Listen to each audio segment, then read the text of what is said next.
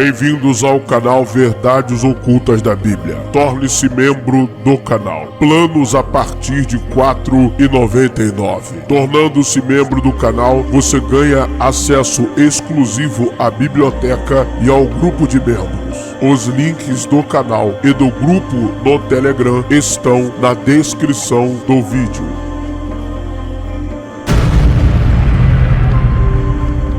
Ative o sino das notificações.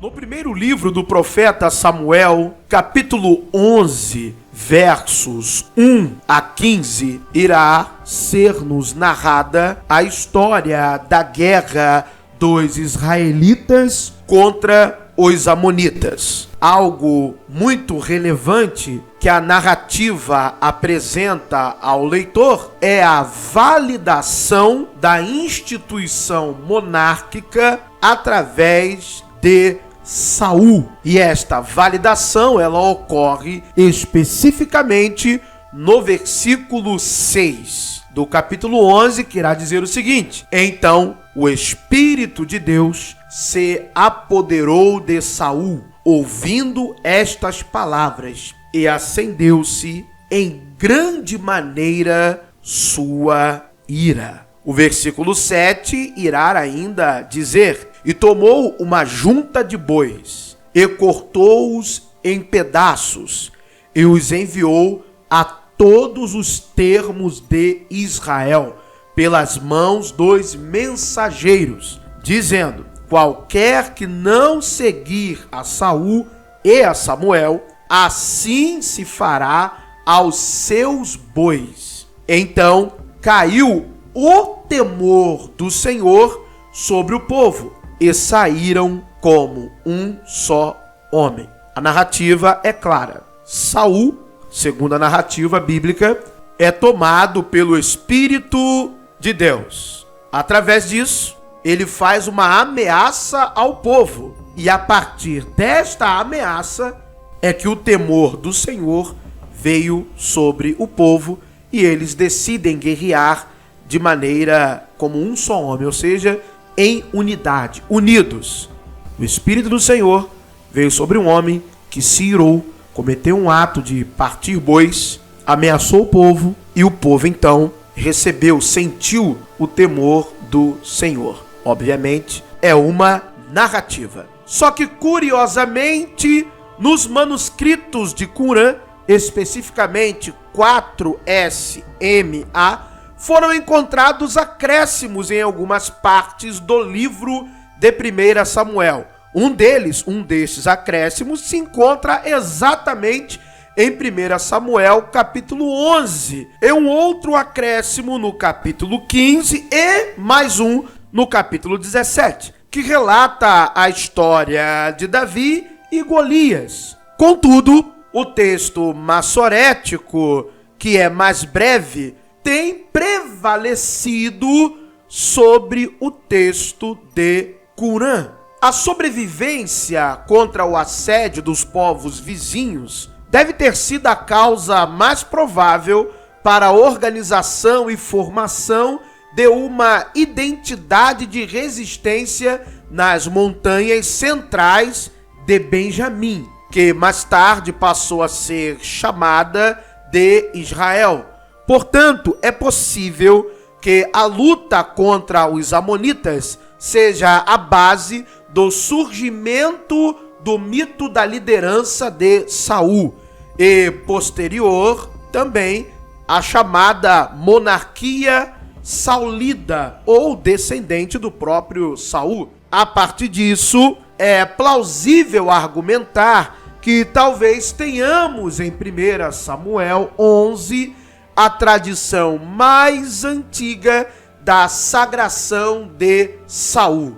Jabes de Gileade, versos 1, 5 e 9, que é o pivô do conflito, fica do outro lado do Rio Jordão, um pouco acima de Tisbe, cidade natal do profeta Elias. Portanto, em relação ao território de Benjamim, Jabes de Gileade está situada um tanto mais ao norte Vemos isso em Juízes 21, 8 a 14. É uma terra muito rica em agricultura e pecuária, pois as chuvas vindas do fértil Vale de Jezreel chegam até esta área, diferentemente do sul da Transjordânia, que se desenvolveu bem mais tarde. O norte, pela abundância de água e, consequentemente, fertilidade do solo, registra assentamentos desde o período do Bronze Antigo.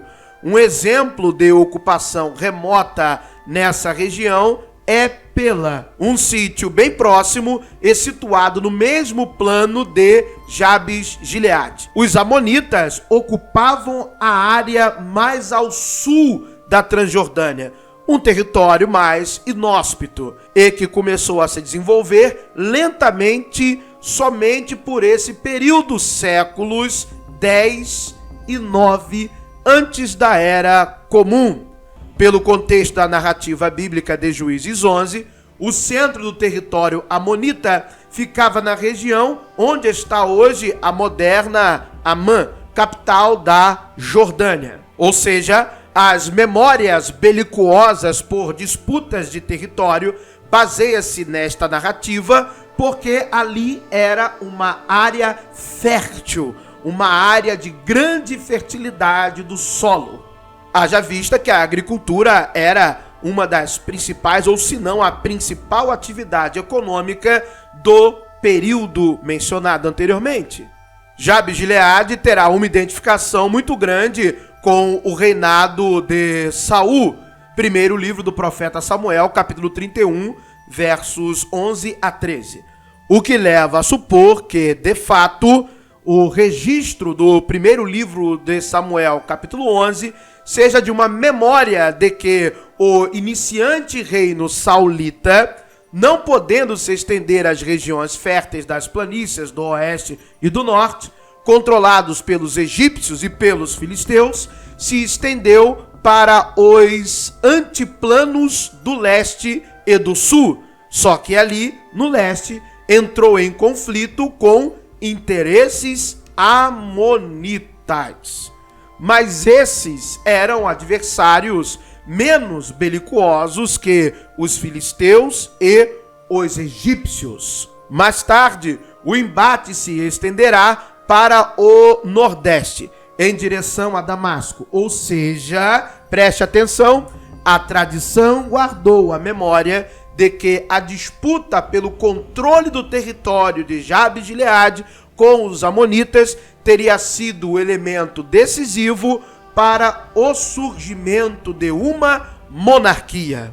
Outra localidade mencionada pelo texto da narrativa bíblica é Gibeá de Saul, verso 4, identificada hoje como sendo Tel El-Fu, localizada no topo do monte que leva o mesmo nome. Gibeá de Saul deve ter sido a cidade ou aldeia de uma família lendária vinculada a este personagem Saul. Assim parece indicar que no primeiro livro do profeta Samuel, capítulo 10, versos 10 a 16, onde se encontra a forma abreviada da cidade aldeia Gibeá, e para onde Saul retorna, de acordo com a narrativa bíblica, após executar a tarefa de procurar pelas jumentas que fora incumbido por seu pai.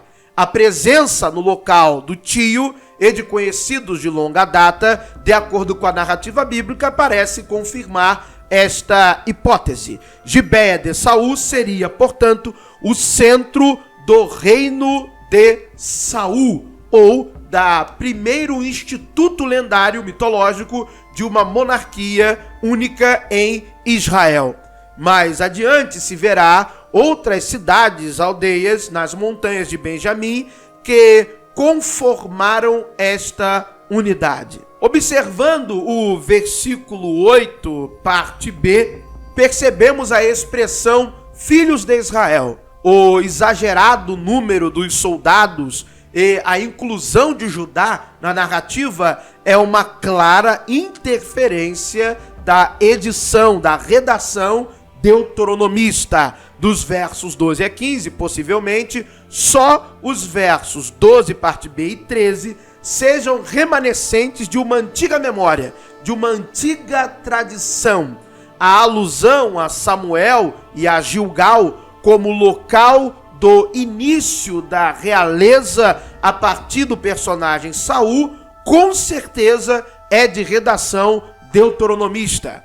O mesmo podemos encontrar em Oséias 9:15, Amós 4:4 e 5:5, onde Gilgal é mencionada junto com Betel como local de iniquidade. Vemos isso também no primeiro livro do profeta Samuel, capítulo 13, versos 7 a 15. Isso leva a supor de que Gilgal, que aqui se trata, é a que fica ao norte de Betel, cerca de 11 quilômetros, referência segundo o livro dos Reis, capítulo 2, versos 1 a 5. Por conseguinte, diferente da Gilgal, que fica a 2 quilômetros de Jericó, perto do rio Jordão. Temos as referências no livro de Josué, capítulo 4, 19, 5, 9, e no segundo livro do profeta Samuel, capítulo 19, verso 16. Em diante, observamos claramente na narrativa bíblica